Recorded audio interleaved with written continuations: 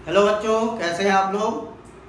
आज मैं फिर आपके सामने क्वेश्चन ऑफ द डे को लेके आया हूँ, जिसमें आज हम लोग सीखेंगे how we can determine order of the magnitude for any physical quantity. किसी भी फिजिकल क्वांटिटी के लिए ऑर्डर ऑफ मैग्नीट्यूड कैसे फाइंड आउट किया जाता है, उसको अगर हम लोग देखें, मान लीजिए एक मैं साइंटिफिक नोटेशन लिखता हूँ।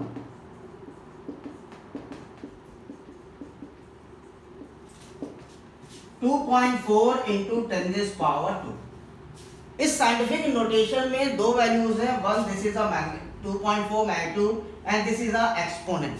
दिस इज ए मैग्नीट्यूड और this is a exponent. So order of magnitude निकालने के लिए कोई भी क्वांटिटी हमारा इस फॉर्म में होना चाहिए, a into 10⁻b, right, a into 10⁻b। जैसे आप यहाँ देखें तो ये 2.4 को हम लोग a कहेंगे और 2 को हम लोग b कहेंगे। तो साइंटिफिक नोटेशन के अकॉर्डिंग 2.4 इंटू 10⁻², और ऑर्डर ऑफ मैग्नीट्यूड निकालने के लिए हमारा जो वैल्यू होना चाहिए वो किस फॉर्म में होना चाहिए, a इंटू 10⁻b।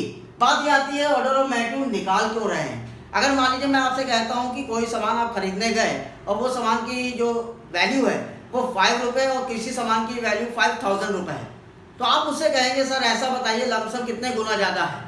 तो अगर गुना ज़्यादा देखें तो दोनों के बीच में अगर कंपैरिजन आप करोगे तो आप कहोगे 1000 गुना ज़्यादा है सामान की कीमत, एक की कीमत 5 रुपये और दूसरे की 5000, तो दोनों के बीच में 1000 रुपये का डिफरेंस है। 1000 रुपये गुना ज़्यादा है, 1000 गुना ज़्यादा है दूसरा सामान पहले सामान से। तो जो हम कंपैरिजन करते हैं फिजिकल क्वालिटी का कितनी ज़्यादा है कितनी लो है, उसको कंपैरिजन करने का तरीका है ऑर्डर ऑफ द मैग्नीट्यूड। और order of magnitude find out करने के लिए हमारा नोटेशन रहेगा a इंटू 10⁻b के फॉर्म में, जहां पर a is any value between 1 to 10।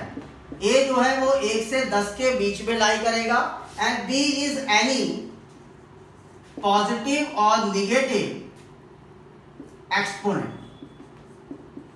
b जो है वो हमारा पॉजिटिव और निगेटिव एक्सपोनेंट होगा। ओके, तो a को हम लोग कहेंगे कोई भी वैल्यू 1 से 10 के बीच में, और b जो है वो हमारा पॉजिटिव निगेटिव एक्सपोनेंट होगा। जैसा कि आप यहां देखें तो b is a positive exponent that is 2। b is a positive exponent that is 2 and a value is 2.4 in between 1 to 10। मान लीजिए अगर लिखा हुआ है 245 और आपसे कहा जाए इसका ऑर्डर ऑफ मैग्नीट्यूड बताइए, तो देखिए 245 जो है वो 1 से 10 के बीच में लाई नहीं कर रहा है, तो सबसे पहले हमें इसको कन्वर्ट करना होगा उस वैल्यू पर जो 1 से 10 के बीच में लाई करे। So we can write this value as 2.45 into 10⁻²। अब देखिए ये हमारा वैल्यू a हो गया और ये वैल्यू हमारा b हो गया। ओके, नाउ अब बात आती है ऑर्डर ऑफ मैग्नीट्यूड निकालेंगे कैसे।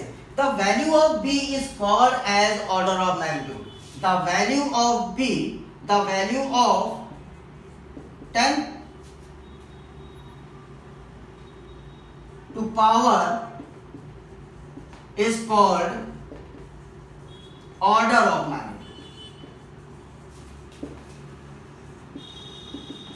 The value of 10 raised to the power, it means b is called order of magnitude.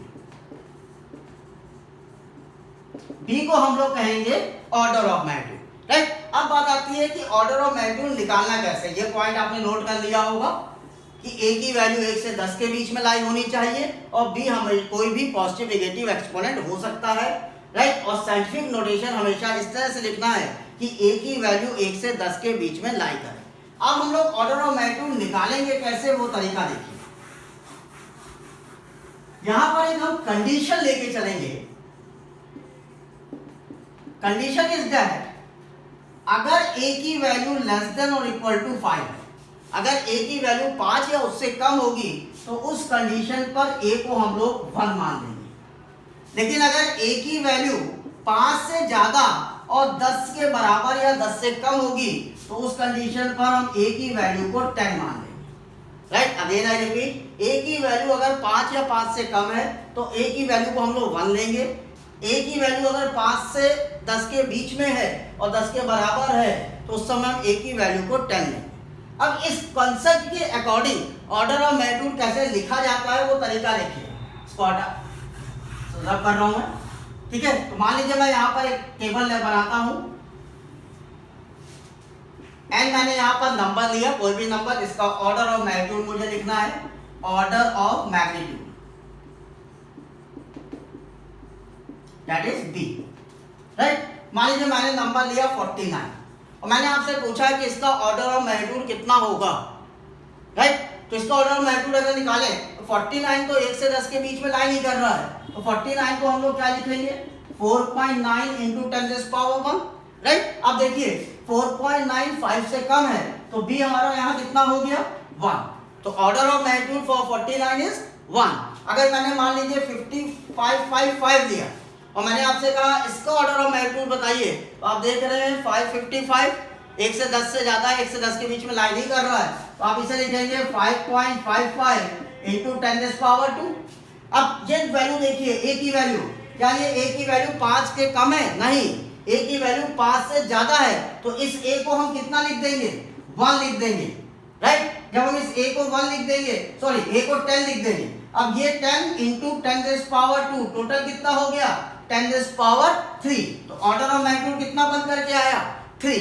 इसी तरह अगर मैं मान लीजिए लेता हूं 0.534 और मैं आपसे कहता हूं इसका ऑर्डर ऑफ मैग्नीट्यूड बताइए, तो यहां पर देखिए बेटा 0.534, लेकिन हमारी वैल्यू 1 से 10 में होना चाहिए, तो 0.534 को आप कितना लिख सकते हो, 5.34 इंटू 10⁻⁻1।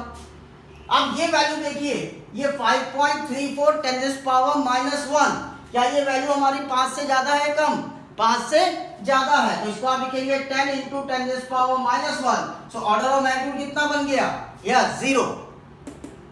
ऑर्डर ऑफ मैग्नीट्यूड 0 हो गया, क्यों, ये हुआ 10⁻1 10⁻⁻1, टोटल मिलकर हमें कितना मिला, 0, राइट। इसी तरह अगर आपको वैल्यू है 73592, आपसे कहा गया ऑर्डर ऑफ मैग्नीट्यूड लिखिए, तो इस वैल्यू को आप क्या लिखोगे, 7.3592 इंटू 10⁻4। अब आप इस ए को चेक करिए, क्या ये एक 5 से छोटा है या 5 से बड़ा है, 5 से 10 के बीच में लाई कर रहा है, यस। ए की वैल्यू 5 से ज्यादा और 10 से कम है, तो इसको आप कितना मान लेंगे, 10। तो ये 10 इंटू 10⁻4, टोटल कितना आया, 5। तो ये तरीका होगा हमारा ऑर्डर ऑफ मैग्नीट्यूड निकालने का। तो आज के क्वेश्चन ऑफ डे में हमने ये सीखा कि कैसे हम लोग ऑर्डर ऑफ मैग्नीट्यूड को फाइंड आउट करेंगे। होप आज का ये टॉपिक आपको क्लियर हुआ होगा, आपको इस टॉपिक में मजा आया होगा। Thank you so much, have a nice day.